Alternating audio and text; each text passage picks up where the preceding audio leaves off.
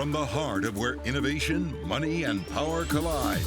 In Silicon Valley and beyond, this is Bloomberg Technology with Emily Chang.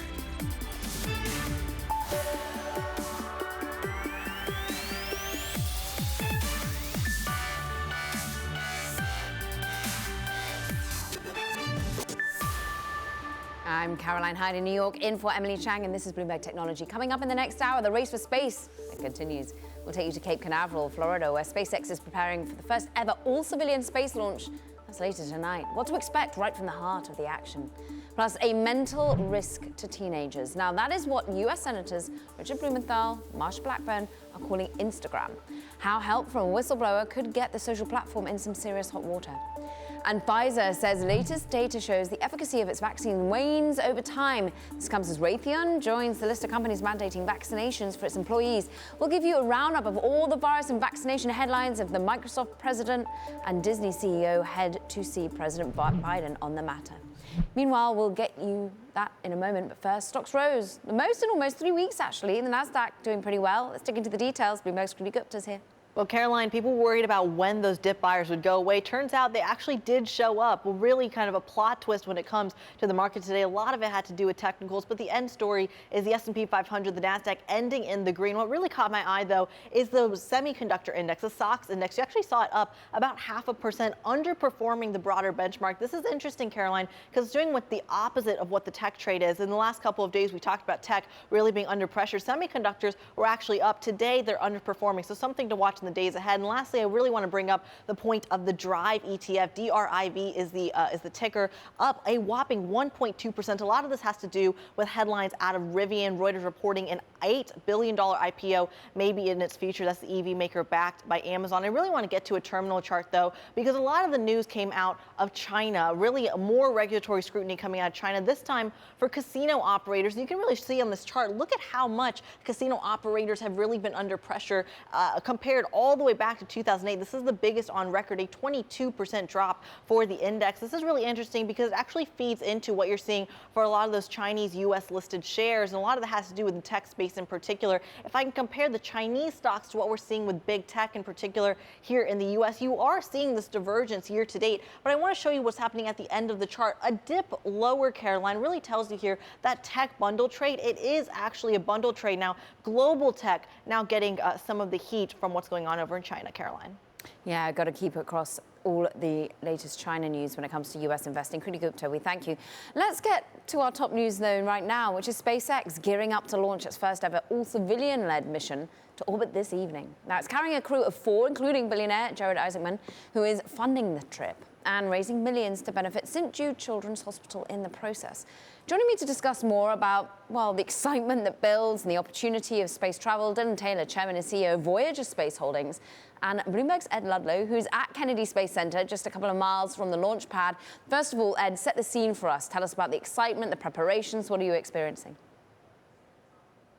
Yeah, Falcon 9 with Dragon, the spacecraft that will carry the crew, is just over my left shoulder, 2 miles away.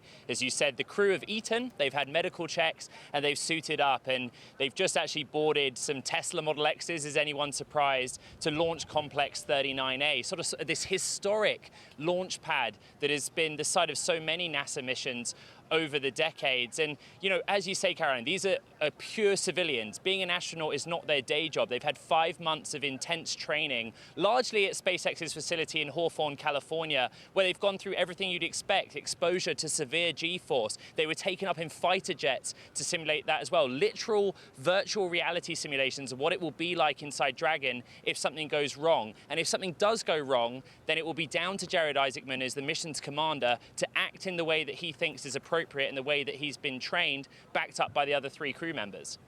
Extraordinary times. And actually, the excitement has been particularly palpable because of, well, thanks to Netflix in many ways, another company we talk in, day out, but we've sort of been on this journey with these astronauts. It's built anticipation. Dylan Taylor's with us, Voyager Space Holdings Chairman and CEO. Dylan, talk to us about how this is a seismic move. What does this particular voyage, which of course is far further than the likes of Blue Origin and Virgin Galactic have been, what it means, you think, for the reality of space travel, for me as a consumer? Sure. Good to see you, Caroline. Yeah, I think it's significant for a few reasons. One is the mission architecture itself, right? So they're going to go to 575-kilometer apogee or altitude. That's the deepest humans have been in space since, I believe, 1972. So even going to the International Space Station is only around 400 kilometers in altitude. The deepest we had been recently was repairing the Hubble telescope, which I think is about 540. So it's significant in its architecture. They're also going to be in orbit for 3 days, which, I joke with friends, imagine going on a camping trip and you can't get out of your Chevy Suburban for 4 days or 3 days. And that's essentially the mission they're on. So obviously they're trained for that, but that's a significant element of the mission. And then I think the other thing is, as you mentioned, Ed mentioned, all civilian crew. And I just want to highlight Dr. Proctor, who I'm a big fan of. She will be the first female African-American pilot of any spacecraft in the history of humanity. I think that's a significant milestone that's worth celebrating. Well said, Dylan. Agree. I mean, we're seeing live pictures.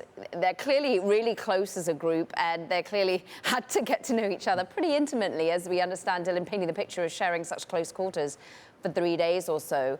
What's going to be the biggest stress that they're under? Is it going to be psychological? Is it going to be physical? Talk to us about it. Well, I haven't been to space myself. I hope to do that at some point soon. But yeah, I think it's really, will the training kick in? I have the privilege of knowing a lot of astronauts. They talk about their training very similar to the military. When you're in stressful situations, the training takes over. So how they receive the kind of training where that will happen, I assume so. I assume they're ready to go. But I think those are the kinds of questions. Every mission is going to have a glitch, right? Technology is complicated, as we know. But if the training kicks in, if the training is well done, they'll know how to handle that. The Dragon is a very advanced technology system, as I'm sure you're aware. So it can fly on autopilot. There's a lot of things that we can do to sort of override situations that might be risky. So I anticipate a very smooth mission. SpaceX's track record is remarkable, as we all know. Ed, what does this mean for Elon Musk? What does this mean for SpaceX? What does it mean for investing in this business going forward? Well, I want to compliment. Sorry, that was aimed at Ed, Dylan. Yeah, sorry. No worries. Dylan's just eager. He's as excited as I am. But I've spoken to a lot of investors over the last few days, actually a lot of NASA officials as well. And NASA feels very simply that this is a great move forward for human space exploration. As you said, Caroline, Jeff Bezos went to 65 miles above the Earth. That is suborbital territory. This is many magnitudes greater. It is more risky. And it's interesting because you'll remember that a Netflix documentary crew has been following the Inspiration 4 crew for a number of months now as they went through their training. And there was a scene in one of those episodes where they discuss robustly, why are we going to 360 miles? Why add that additional risk given that how far it is they have to travel? And Jared Isaacman told me last night that the whole point of SpaceX is eventually to get humans to Mars, right? It's eventually to get humans back on the moon. What is the point of doing a mission if we don't take a step forward to that? So he didn't want to go to the International Space Station. He wanted to go further beyond that, further beyond Hubble, so that they can actually make this mission about progress toward that goal. And interesting, another thing NASA told me, SpaceX has agreed to hand over all the data generated from this mission for free. Everything, radiation readings, space debris readings out there. Also let NASA inspect the vessel when it comes back down to Earth, if it successfully comes back down to Earth, which NASA tells me is completely invaluable for future flight. Dylan, that must excite you as a company, a man building a business in this space. You say that you're creating a company capable of delivering any mission humans can conceive of. What will this do for your own business? And as I know that you're looking towards going public, as you're raising funds, how are you looking to build on the success of SpaceX? Yeah, well, it's a great question. I think this is really motivating the retail community, the everyday space fan, if you will. So that's helpful for the ecosystem, clearly. But what we're really focused on, together with SpaceX and many other great companies, is the destination piece. Now that we've built the elevator, so to speak, to space, where can we go? And obviously this mission's important because it's going to that high altitude, but ultimately we need private space stations. We need the ability to get back to the moon. We need the ability to get into deep space.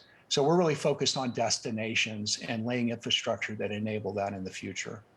Dylan Taylor with one of the best office backdrops we've had in a long time. Thank you so much. Voyager Space Holdings Chairman and what CEO. What about my office? And Ed Ludlow with the best outside broadcast backdrop we've had in a very long time. Since, perhaps the last time you were in watching a rocket go into space. We thank you both so much. Stay well. Meanwhile, this could be the biggest stock buyback ever. Microsoft has launched what could turn into a $60 billion repurchase program. And it comes at a time when lawmakers are considering a tax on buybacks. Microsoft's recent resurgence has given it a market value more than $2.2 trillion. It's now the second most valuable publicly traded company. Coming up, Facebook back in the hot seat. This time, as a whistleblower, works with senators to prove that the social platform, Instagram, is a risk to teenagers. Now, how the senators vow to probe into the company's knowledge of potential mental harm. That's next. This is Bloomberg.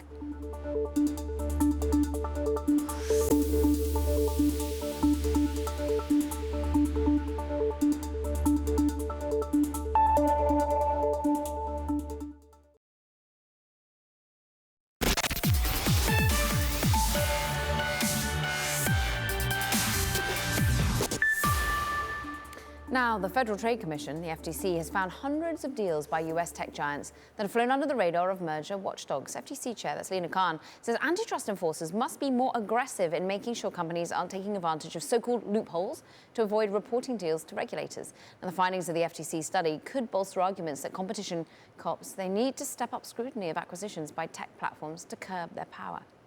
Meanwhile, something that Lena Khan's been looking at as well is Facebook, and it's under fire again from Capitol Hill too. Lawmakers are unhappy about a report in the Wall Street Journal suggesting that the company didn't disclose research that its own Instagram platform could pose mental health risks to teenagers. Now, Senators Richard Blumenthal, Marsha Blackburn, they've been saying, look, they've been in contact with Facebook whistleblowers, and they will investigate.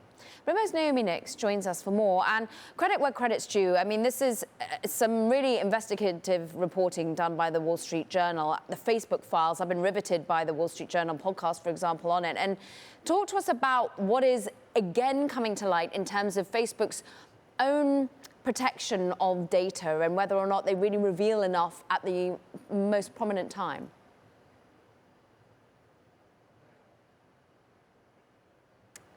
Oh, I think we're having some technical difficulties with Naomi. I think this is really part of a long-term trend of Facebook, saying one thing, but then doing another in private. And so one of the issues that's come to light through the Wall Street Journal's reporting is how much Facebook was downplaying the potential effects of Instagram on young children's mental health. One of the findings in the Wall Street Journal report was that nearly a third of young, teen girls said that they felt worse about their bodies because of Instagram.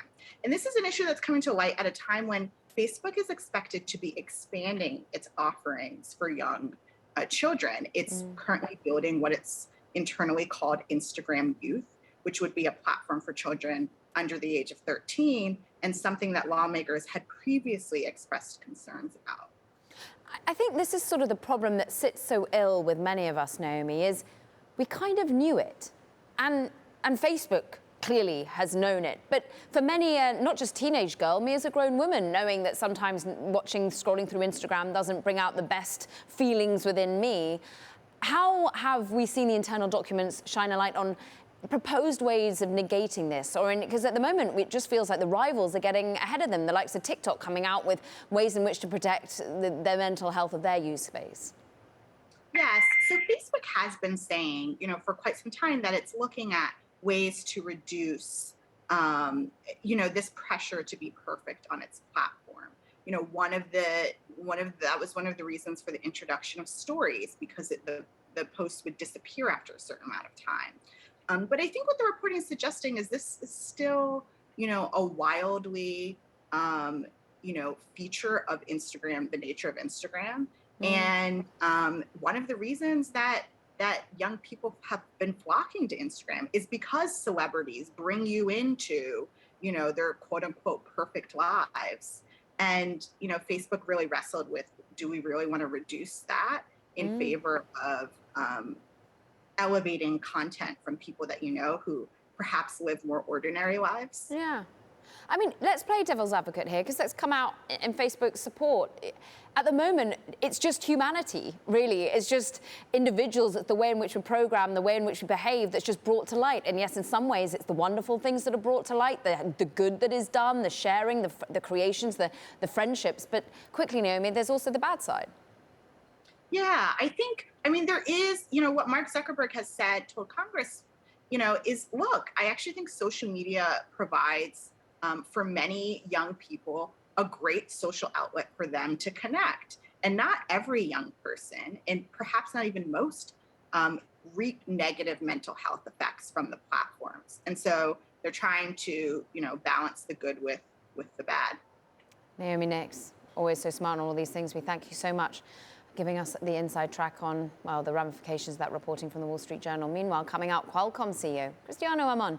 He talks to us about fixing the chip shortage, all important, and the future of 5G, how the chip maker will move into, well, one of Zuckerberg's favorite things, the metaverse. That's next. Plus, let's take a quick look at Blue Apron shares. The stock soared after disclosing plans to raise capital and eliminate shares with outsized voting power. Shares surged 45%. That's the most since early in the pandemic. Remember, at $5.61, this is a company that was once worth in excess of $90. This is Bloomberg.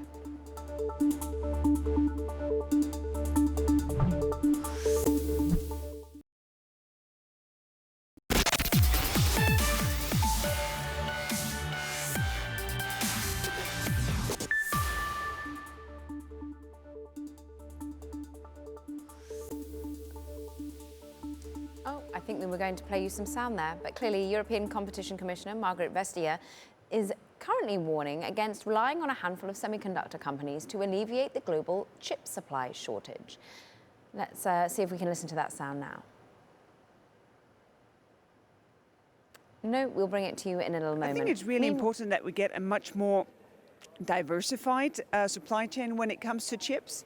I think it's important that we focus on the global market, that also European production is meant for a global market, because then we get the right competitive pressure.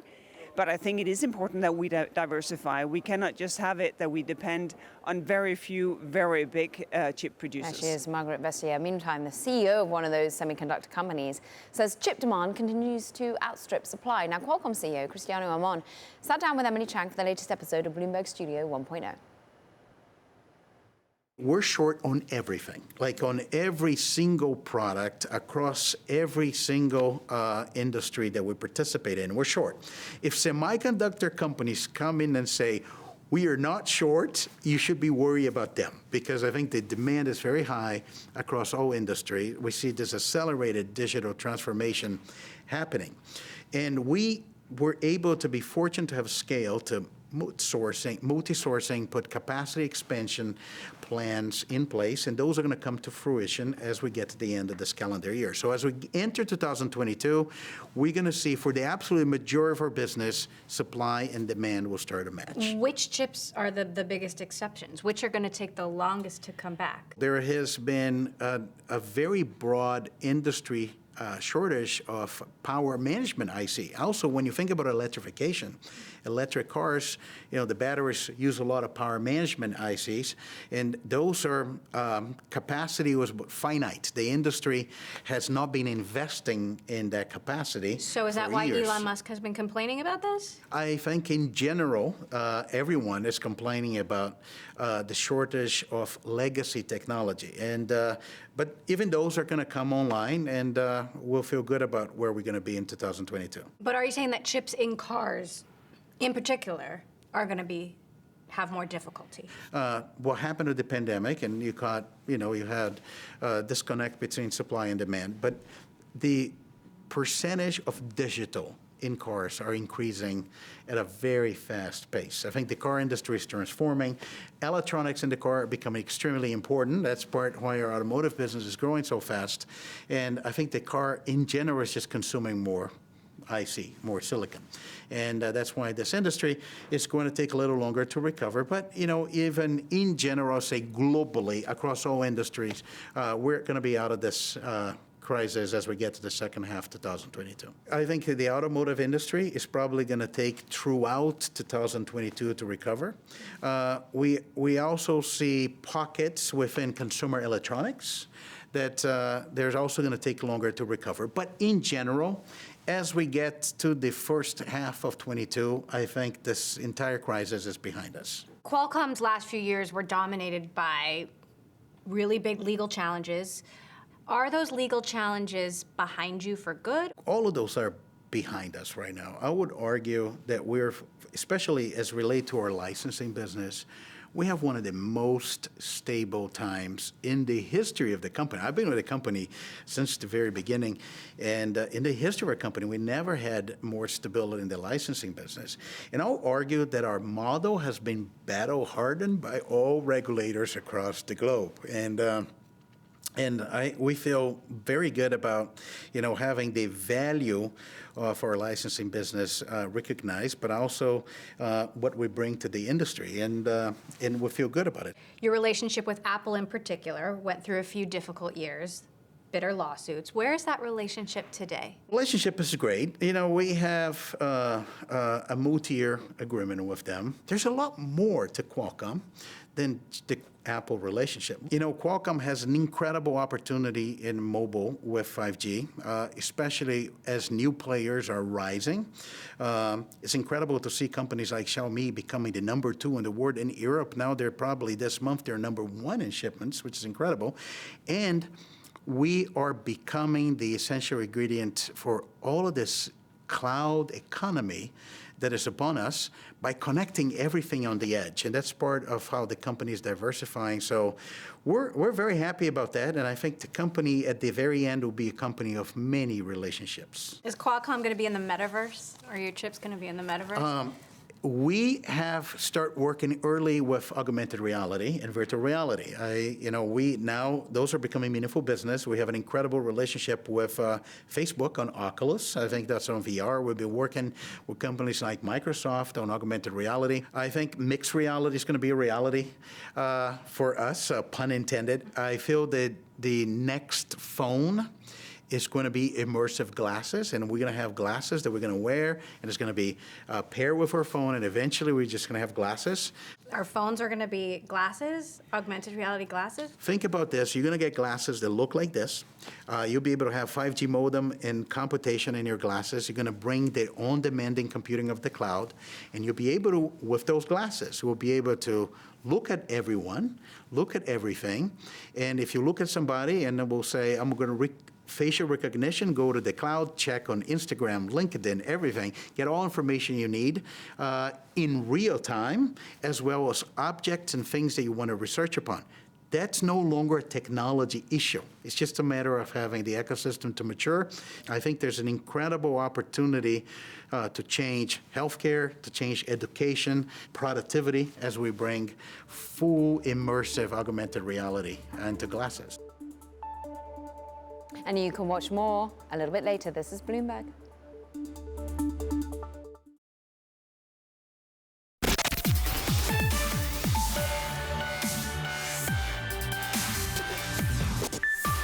I'm Caroline Hyde in New York, in for Emily Chang. Let's get the latest on the markets today. Bloomberg's Kriti Gupta has the details.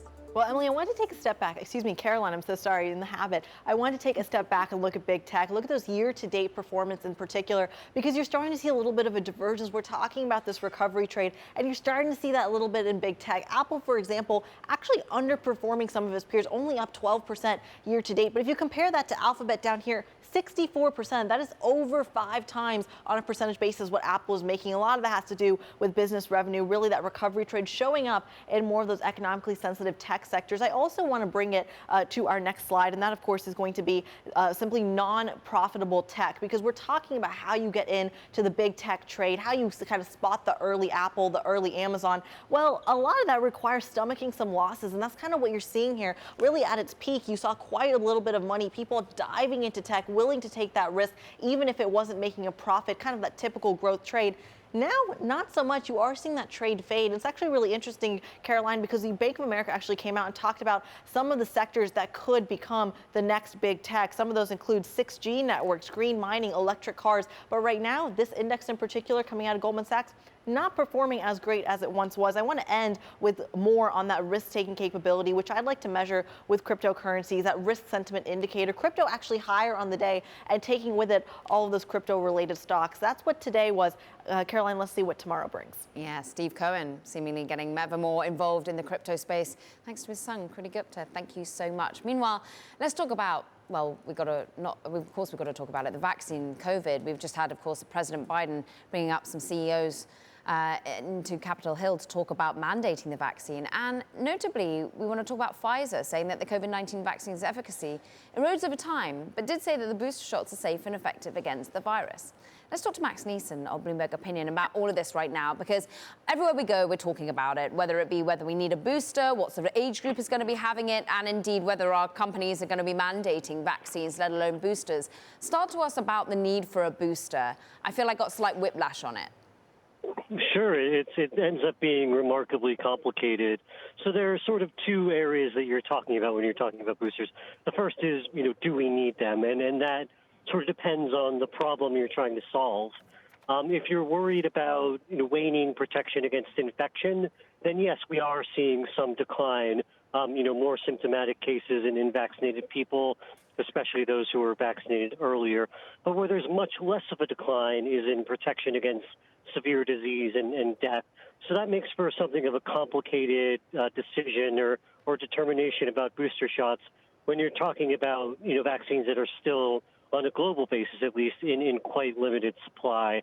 So that's where you get the discussion about whether, it's less at this point, I think, about whether you're going to need boosters at all, but it's whether you should start with, for example, the older population that's seeing more of that decline and is at higher risk, and then maybe wait a little bit longer until supply catches up or until you have more data on that severe disease component before moving on to younger people. And then it's whether they work. That's still very much an open question.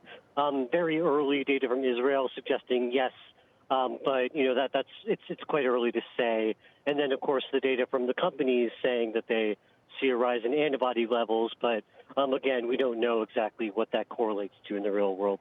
I see. So question marks about efficacy, necessity, inequity when it comes to having booster shots quite this soon. Any update on children as well? And of course, many a person returning to the office is not just worried to themselves and will happily get vaccinated, but I have my 4-year-old and my almost 2-year-old sat at home, and I'm worried about them who aren't. Anything up to date in terms of children? Yeah, I very much have the same concern with the young daughter at home. We're getting some data from Pfizer. They're expecting, I think, to have data sometime this month on I believe the 5 to 11 cohort, and then potentially move for approval sometime in the October timeframe, and then a month later on both the data and the potential approval timeline for that younger cohort. So definitely moving along, but not quite yet. Max Neeson, always great to get your expertise here, Bloomberg Opinion. Meanwhile, we were just talking about CEOs on Capitol Hill, talking to Biden about, of course, whether or not they're going to mandate the vaccine. We also want to talk about the impact on the workforce by still working remotely. I want to bring in someone who's no stranger to the current situation, Glassdoor CEO, Christian Sutherland Wong, joining us from San Francisco, who, your whole business model is around connecting those in workforces, understanding company culture.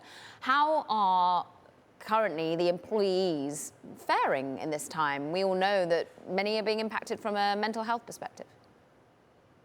Yeah, well, we're seeing that as well. And we've been talking to employees. We're seeing it on our platform, doing research about them. What we're hearing is that nearly half of employees report feeling some level of disconnectedness and loneliness, having been remote for so long. And so they're increasingly looking for platforms where they can have connectivity with others in the workforce. And so they come to Glassdoor, and they're coming to apps like Fishbowl, which Glassdoor recently acquired, to have these conversations where they can have real, candid, and meaningful conversations they're not getting in the workplace today. Sort of recreating that water cooler moment. Talk to us about Fishbowl and how you're adding to, the offering that you've got there. It's a fast-growing social network, but it's a social network within a business. That's right. It's a fast-growing social network for working professionals. And it's a place they can go to have real, candid, and meaningful conversations inside of the Fishbowl app. And so, at the heart of what Fishbowl does is it's really trying to drive workplace transparency, and that's always been the core of what Glassdoor does. And so, with Glassdoor's acquisition of Fishbowl, we're looking to write the next chapter in workplace transparency.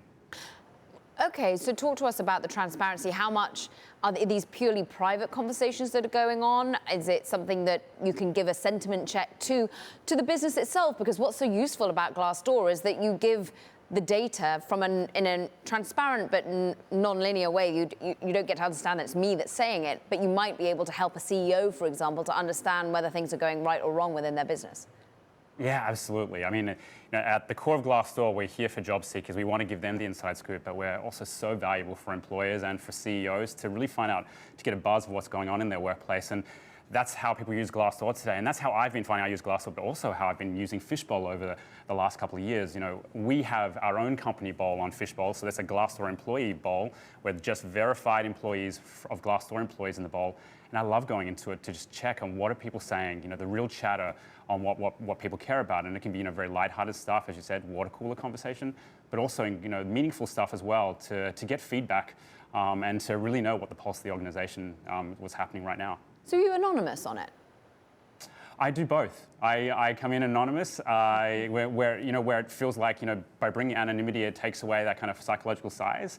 And there are times where I feel like it's right for me to come in and show my profile. And that's what we love about Fishbowl, is that you can choose what level of anonymity you want to show as a user. And so I think there are some conversations where anonymity is really, really productive, and there are other conversations where bringing your profile is helpful as well. And so I do both.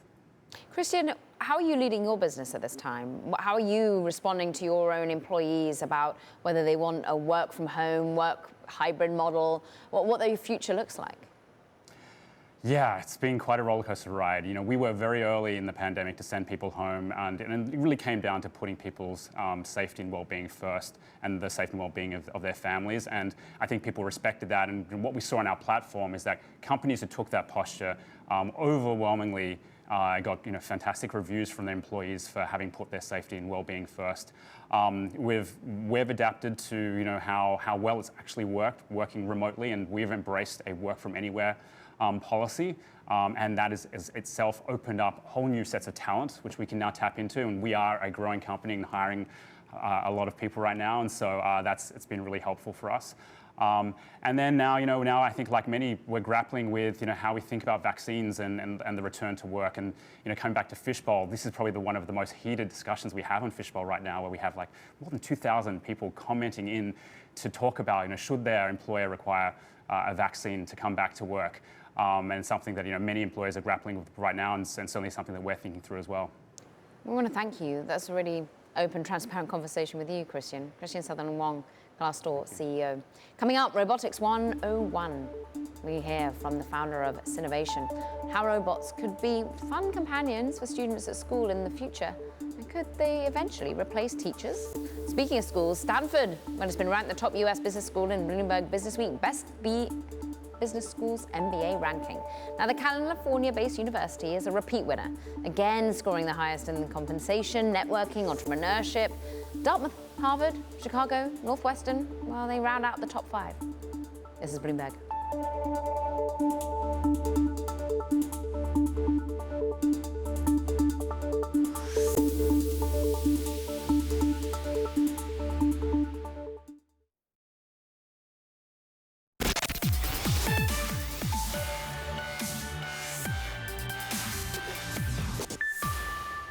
Well, it's teaming up with Ford and self-driving startup Argo to launch a driverless delivery service. Testing will begin this year in 3 cities, Miami, Washington, and Austin, Texas. Ford is providing escape hybrids equipped with Argo's self-driving technology. And with robots continuing to get smarter, more people continue to worry about their data and demanding regulation. Kai-Fu Lee, he's the co-author of the new book AI 2041, 10 Visions for Our Future, and the founder of Sinovation. He spoke with Emily Chang to discuss the growth of China in the AI race and whether he believes regulation is necessary. The U.S. is likely to continue to lead in this area of enterprise computing and work. China, on the other hand, has grown tremendously in robotics, the use of AI in manufacturing. This was a great opportunity during COVID for social distancing, for more and more factories and warehouses to use robots. And as these technologies become better and cheaper, for example, there is a Boston Dynamics-like dog available in China for less than 1/10 the price. And in my home, when I order a takeout, it's delivered by a robot, a little R2D2-like figure. So robotic is an area, because of China's strength in manufacturing, is growing very, very well. The more data we have, the smarter AI gets, but also we're facing more regulation. Consumers aren't sharing as much and choosing not to opt in. do you think that those efforts around the world, global regulatory scrutiny of technology, could impede the advancement of AI if it prevents that data from being gathered and shared? I think regulation is absolutely necessary, and to prevent the most egregious acts that could be taken by large internet companies that have too much data. But I think taking away all the data is swinging the pendulum too much to the other extreme, because without the data, all of the conveniences go away, and that can't be good for us. I'd like to think there's some good medium where on the one hand, there are regulations to protect people's rights and punish very egregious behavior. But on the other hand, there are also technologies being used to protect people's personal data. I think long-term, what needs to be done are ecosystems that helps them to align their interests with ours, with the users, so that they're incentivized to produce products that help us improve our happiness or how much we learn or how knowledgeable we become. Speaking of learning, AI could also transform education. There's talk of AI companions and teachers sitting with our children. What does the future of education look like to you? And is it a good thing if robots are talking to our kids instead of us? I think our kids are going to love to talk to robots no matter what we do. So we might as well make the robots a constructive and fun companion. And that's something that teachers cannot do, right? We cannot afford schools where there's one teacher per student, but we can have an pal or assistant or companion for each child that learns what the child likes, makes learning fun. If a child likes a superhero or likes basketball, the learning can be basically camouflaged as games. The gamification makes it engaging, entertaining. The kids learn better. And we know that kids love toys and they have companions and imaginary friends anyway. So why not invest in technologies that can play that role? You also explore XR, or extended reality, which rolls augmented reality, virtual reality, mixed reality into one. Of course, Mark Zuckerberg has talked about this idea of the metaverse. What's your vision for extended reality? Certainly in the next 10 years, if not sooner, very usable systems that might look like glasses that can do AR, VR scenarios. So I'm bullish on that, but I'm not so sure it's quite ready yet. So it's more like maybe 5 to 10 year out time frame when all the technologies become good enough and it just clicks, kind of like when first iPhone came together. I think we have to be careful because in a world where jobs are going away and people are losing their sense of why we exist, if there is an incredibly attractive and even addictive virtual environment in which they can be sucked in, getting into the future of Wall-E is something that's quite dangerous, that people essentially leave the real world and live in the virtual world. We have to make sure that's somehow minimized. Your book takes inspiration from the pandemic and imagines a world where robots are doing a variety of tasks that humans had difficulty doing through this one, cleaning, delivery, etc. Will AI stop the next pandemic from happening? I think we clearly already have the data, and a lot of the data is public data. And I think there will be strong incentives for countries to want to offer up data for the greater good of detecting the next pandemic. So I believe there will be AI algorithms that will trigger alerts and cause countries and cities to rapidly respond and contain the next pandemic. I think the likelihood is high. Of course, we have to get out of the current pandemic first. Last question, how is 2061 different than 2041?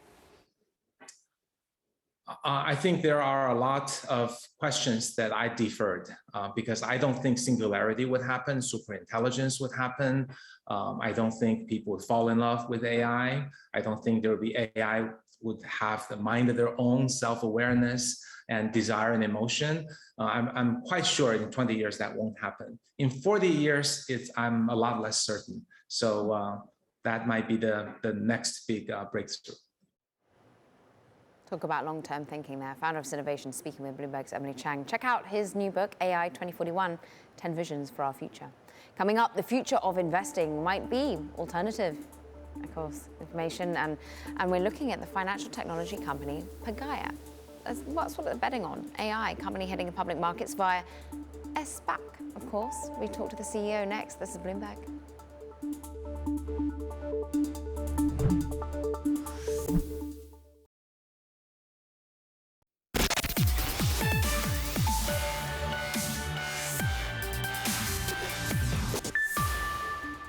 Let's take a look at some live pictures coming from Kennedy Space Center in Florida now. In the distance, when we get to them, we'll be able to see a launch pad where in just a few hours, SpaceX will launch its first ever all-civilian-led mission to orbit. Now, the crew of 4, including billionaire Jared Isaacman, and they're already suited up and are now getting themselves comfortable inside the capsule.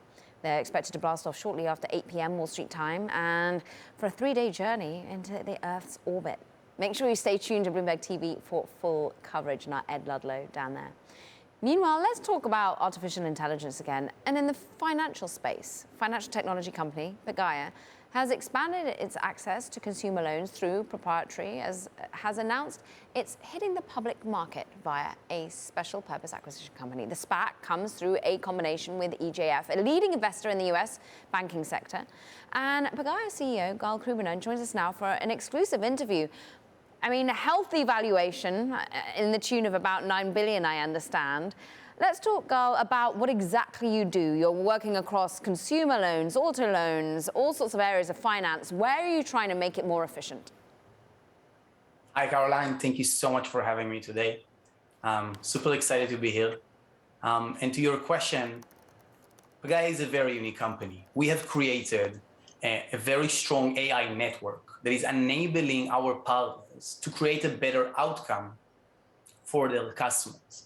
And if you think about it and you touch exactly the markets that you spoke about, let it be the auto loans, let it be the personal loan, there is eventually a customer that is going into these places, in the dealership, in the store, and is looking to get access to credit in order to be able to facilitate what he needs and wants to do. Now, Pagaya, through a very unique AI technology that we have created, is connecting to these different partners and enabling that transaction to happen. And what we're actually creating is the use of the technology and unlocking of that in order to bring a win-win-win situation to both the customer at the store, to the lender or the partner that we're dealing with, and to investors behind us, which we are financing that through them. And obviously, Pagaya is sitting in the middle with a strong technology, enabling all of that combination in a heartbeat in real time, every day, all day. How do you make money? So the making money is actually by selling these assets that we are creating into institutional clients and getting a fee as part of that transaction. So you're the wrapping thereof. Interesting, Gal. How much does ethics come to bear within your business? Many worry about artificial intelligence and the areas, particularly within loan, within credit extended, that ensure that we're not building in biases here. We're not extending consumer loans, home loans. I know you want to get into the mortgage market, auto loans, we're not doing the wrong sort of credit checks on these sorts of people. How are you looking at that? Is that something that is impacting your business or not? Of course. And as you can imagine, the ability to use technology to do all this stuff and the ability to utilize that to unlock the power for the one who should actually get it and not to the one who should not get it. That's the big difference. Like the ability to be able to determine who are the consumers, the customers that should get all of that and should enhance by that, and who are actually the ones who shouldn't. So a moral part of that, and obviously the understanding of the ethics behind that, is definitely a crucial part of all of that, in the ability to understand how you do that. And in Pagaya, we were a very established organization from all of these discussions, and as a very defensive management, we are taking that to the highest approach and style that you can think of. Very swiftly, why a SPAC? Why that exit route? So I think the real answer is built from two different combinations. First of all, it's the partners. EFJ are like an amazing partner. Manuel Friedman, who is the owner, is coming from a very strong financial background. They consider to be one of the strongest institutional investors in the space of banking, and a very strong history of ability to invest in these things. And then you have Pagaya on the other side, which is a disruptive, strong, young company. The combination is super powerful. And we're actually building here a partnership. We're building here the future growth of the company more than an actual transaction. And the other piece is time to market, is the ability to do all of that good thing and to accelerate the growth of the company and to be able to get more partners to the network that will be able to enable more of their customers in a shorter period of time. At the cutting edge of fintech, Gal Krubiner, thanks for your time. CEO for Pagaya there, on going public via a special purpose acquisition company. Now that does it for this edition of Bloomberg Technology. Make sure you tune in tomorrow. Going to be joined by MicroStrategy's Michael Saylor, co-founder of the Indian education startup Baiju Divya Kulnath, and Nera Hippo investor Megan Loist. I'm Caroline Hyde in New York. This is Bloomberg.